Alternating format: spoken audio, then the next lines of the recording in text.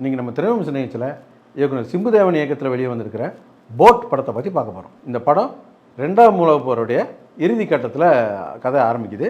அதாவது 1943 இந்த காலகட்டத்தில் இந்த கதை ஆரம்பிக்குது. ஜப்பான் இந்தியாவில் இருக்கிற பெரிய நகரங்கள் மேலாம் குண்டு வீசுகிறாங்க அப்படின்னு சொல்லி இந்த கதை ஆரம்பிக்குது. அப்போது மெட்ராஸ்லேயும் குண்டு வீச போகிறாங்கன்ற பயத்தில் ஒரு மீனவர் வந்து தன்னுடைய பாட்டியை கூப்பிட்டுட்டு, கடலில் போய் இருந்துக்கிட்டோம்னா நம்ம மேலே குண்டடி படாது, நம்ம இந்த தாக்குதல்லாம் முடிஞ்சதுக்கு பிறகு திரும்ப கரைக்கு வரலாம் அப்படின்னு சொல்லிட்டு போட் எடுப்பார். அந்த சமயத்தில் பார்த்திங்கன்னா இவங்ககிட்ட உதவி கேட்டு சில பேர் அந்த போட்டில் ஏறுறாங்க. ஏறினவங்களும் அந்த நடுக்கடலுக்கு போயிடுறாங்க. போன இடத்துல இன்னொரு கப்பல் வந்து விபத்தில் உள்ளானதுனால அதிலேருந்து ஒரு வெள்ளைக்கார போலீஸ் அதிகாரி இந்த போட்டில் ஏறிடுறாரு. இந்த ஏறின அத்தனை பேருக்குமே ஒவ்வொரு பார்வை இருக்குது, ஒரு நோக்கம் இருக்குது. இந்த மாறுபட்ட எண்ணங்களை கொண்ட எல்லாருமே கடைசியாக இந்த போர் முடிஞ்சு கரைக்கு வந்தாங்களா, இவங்களுக்குள்ளே ஏதாவது மாற்றம் ஏற்பட்டுச்சா அப்படிங்கிறத இந்த படத்துடைய கதை. இந்த படத்துடைய ஆரம்பத்தில் டைட்டில்லையே இன்ஸ்பைர்ட் ஃப்ரம் அப்படின்னு சொல்லிட்டு old man on a boat அப்படிங்கிற நாவலில் இருந்தும் 12 ஆங்க்ரி மேன் அப்படிங்கிற படத்தில் இருந்தும் இன்ஸ்பயர் ஆகி தான் இந்த படத்தை எடுத்திருக்கோம் அப்படின்னு டைட்டிலில் போட்டுடுறாங்க. இந்த 12 ஆங்க்ரி மேன் படத்துடைய கதையை பற்றி பார்த்தோம்னா, அதில் ஒரு பையன் வந்து அப்பாவை கொலை பண்ணிடுவான். அந்த கொலைக்கேஸை விசாரிக்கிறதுக்கு ஒரு ஜூரி குழு நியமிச்சிருப்பாங்க. அதில் மொத்தம் 12 பேர் இருப்பாங்க. இந்த 12 பேருக்கு 12 வகையான பெர்ஸ்பெக்டிவ் இருக்கும் இந்த படத்தில். இந்த 12 பேரும் விவாதிக்கும் போது அதில் ஒருத்தருக்கு மட்டும் இவன் வந்து நியாயமானவன் அப்படிங்கிற ஒரு எண்ணம் இருக்கும். இதை பற்றி விவாதிக்கும் போது அவங்களுக்குள்ள காரசாரமான ஒரு விவாதம் போகும். இந்த விவாதத்துக்கு இறுதியில் ஒவ்வொருத்தராக இந்த ஒருத்தர் சொன்னது தான் சரி அப்படின்ட்டு சொல்கிற ஒரு முடிவுக்கு வருவாங்க. அதுதான் அந்த 12 ஆங்க்ரி மேனுடைய கதை. அதில் கடைசியில் எல்லோரும் மனமாற்றம் அடைஞ்சாங்க அப்படிங்கிறது தான் கண்டென்ட்டாக இருக்கும்.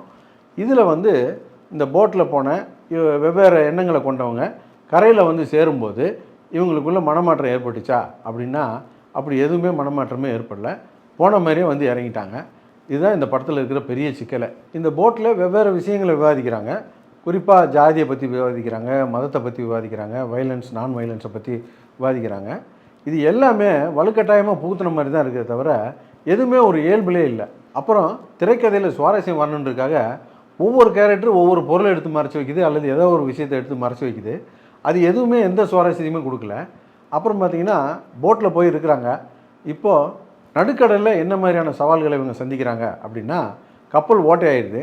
அந்த ஓட்டையானதுனால கப்பலுக்குள்ளே தண்ணி வரப்போகுது, இப்போ கப்பல் மூழப்போகுது அப்படிங்கிற ஒரு விஷயம் இருக்குது. அதில் எந்த ஒரு பதட்டமே நமக்கு வரல. அப்புறம் அந்த போட்டை சுற்றி ஒரு திமிங்கிலம் வந்துக்கிட்டு இருக்கோம், அது எதுவுமே பண்ணாது. இந்த மாதிரி இந்த 2 விஷயத்த மட்டும் தான் சொல்லிகிட்டு இருக்காங்க. கடலில் 1000 விஷயம் நடக்க வாய்ப்பு இருக்கு இல்லையா, அந்த மாதிரி எதுவும் இன்ட்ரெஸ்ட் பண்ணவும் இல்லை.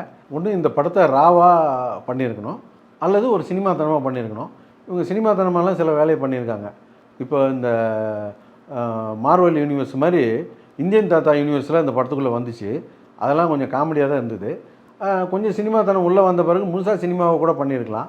குறிப்பாக கிளைமேக்ஸை கொஞ்சம் சினிமாவாக முடிச்சிருந்தாங்கன்னா ஒரு ஆறுதலாவது இருந்திருக்கும். அதுவும் கொஞ்சம் மொட்டையாக முடிஞ்சு போச்சு. அப்புறம் இப்போது சமீபத்தில் ஒரு ட்ரெண்ட் இருக்குது தமிழ் சினிமாவில்.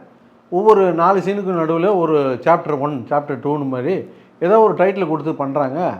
அப்படி ஒரு சாப்டராக வரும்போது கதை வேறு கட்டத்துக்கு நவரணும் இல்லையா, அதே இடத்துல தான் நிற்கிது. எல்லா படத்துலையும் இதே தப்பு தான் நடக்குது. அதுக்கு எதுக்கு சாப்டராக போடணும், அப்படியே விட்டுறலாமே. அப்புறம் யோகி பாபுலாம் இந்த கதைக்கு பொருத்தமாகவே இல்லை.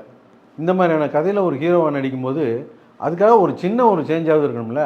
இதில் ஒரு சேஞ்சுன்னு சொல்லிட்டு சின்னதாக ஒரு குறுந்தாடியை ஒட்ட வச்சுட்டு வந்திருக்காரு. அதில் கூட கண்டினியூட்டியில் டிஃப்ரென்ஸ் தெரியுது. அப்படியே எப்படி எல்லா படத்துலையும் வந்து ஒரு டிஷர்ட்டை போட்டுட்டு கையில் கயிறை கட்டிட்டு வந்து நிற்பார், அந்த மாதிரி தான் இந்த படத்துலையும் வந்து நின்றுட்டு இருக்காரு. எந்த ஒரு சேஞ்சும் காட்டவே இல்லை. போட்டில் ஒரு முனையில் ஏறி உக்காந்துக்கிறாரு, எப்போ பார்த்தாலும் பஞ்சாயத்து பண்ணிக்கிட்டு இருக்காரு. ஒரு பாடி லாங்குவேஜாக கூட எந்த ஒரு வித்தியாசத்தையும் காட்டவே இல்லை. படத்துடைய ஐடியாவாக ரொம்ப நல்லா இருந்தது. படத்துடைய ஆரம்பம் ரொம்பவே நம்பிக்கை கொடுத்துச்சு, ரொம்ப ஒரு நல்ல படத்துக்கு வந்திருக்கோம் அப்படின்ட்டு. படமாக்கப்பட்ட விதமும் ரொம்ப நல்லா இருந்தது. கிராஃபிக்ஸ் ஒர்க்காக இருக்கட்டும், எல்லாமே ரொம்ப நல்லா பண்ணியிருந்தாங்க. ஆனால் படத்துக்கு சரியான கதையும் திரைக்கதையும் இல்லாதனால நேரம் தான் வீணாச்சு.